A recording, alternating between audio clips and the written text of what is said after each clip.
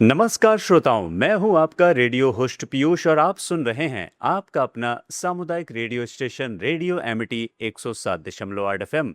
श्रोताओं, उत्तर प्रदेश राज्य एड्स नियंत्रण सोसाइटी के द्वारा एक जागरूकता अभियान फैलाया जा रहा है एचआईवी और एड्स पर। हम उनके साथ लगातार इस विषय पर काम कर रहे हैं।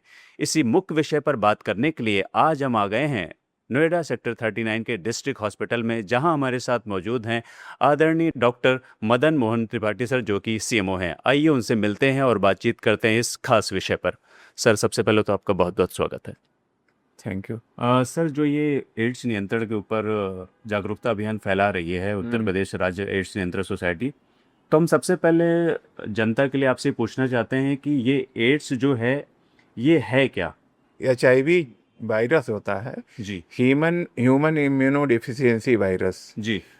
ये जब शरीर पर अटैक करता है हाँ। तो आदमी का इम्यून सिस्टम जो है वीक हो जाता है। अच्छा। जब अगर लंबे समय तक ये नहीं ट्रीट किया जाता है जी। पॉजिटिव होने के बाद, तो उसको एड्स हो जाता है। अच्छा। Acquire immune deficiency syndrome.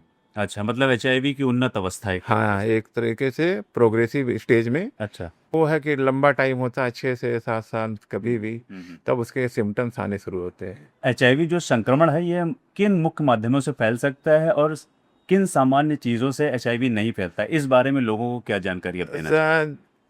HIV जो है, सबसे बड़ी चीज़ है कि unprotected sex.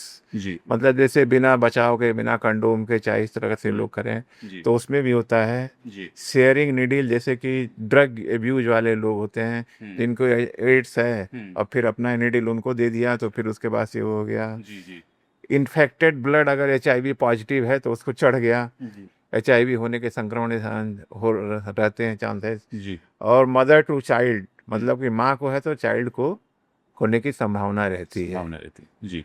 And occupational exposure, जैसे मान लीजिए हम डॉक्टर हैं और फिर उसके बाद से किसी को नीडल सुई लगा रहे हैं, हमें पता नहीं है कि वो एड्स का मरीज है, वही नीडल कहीं हमें प्रिक कर गई तो उसकी वजह से भी होता है।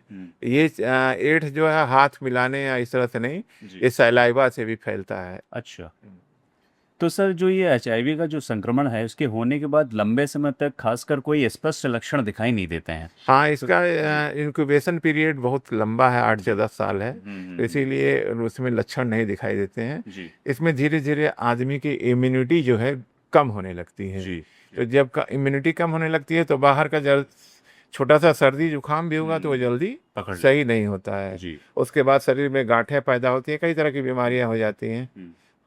जो अगला सर जो प्रश्न आ रहा है बहुत ही मुख्य है। अगर किसी व्यक्ति को एचआईवी का रिपोर्ट पॉजिटिव आ जाती है तो आगे उसे क्या करना चाहिए और क्या उपचार उपलब्ध हैं? देखिए, HIV की रिपोर्ट अगर पॉजिटिव आ जाती है तो उसको गवर्नमेंट की तरफ से ART सेंटर खुले हुए हैं, अच्छा। एंटी रेट्रोवायरस ट्रीटमेंट का। जी। तो वहाँ पे जाए, उसकी पुनः जांच होगी, अच्छा। उसका एकदम जब कन्फर्मेटरी टेस्ट हो जाएगा, जी।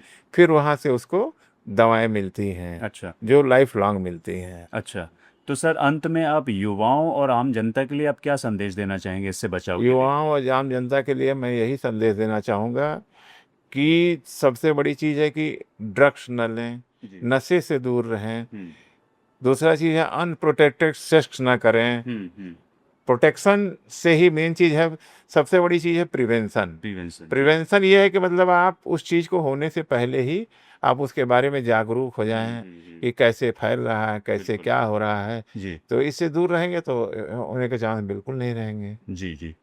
तो सर आपका बहुत बहुत धन्यवाद, आपने एचआईवी और एड्स को लेकर हमारे श्रोताओं को बेहद महत्वपूर्ण और उपयोगी जानकारी दी है।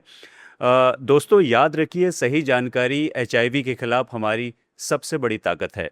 एचआईवी को लेकर डर नहीं, जागरूकता ज़रूरी है और एचआईवी से जी रहे लोगों के साथ भेदभाव नहीं बल्कि सम्मान और सहयोग होना चाहिए। मैं हूं आपका आरजे पीयूष और आप सुन रहे थे आपका अपना सामुदायिक radio station radio Amity 107.8 FM. उड़ान है उमंगों की। नमस्कार।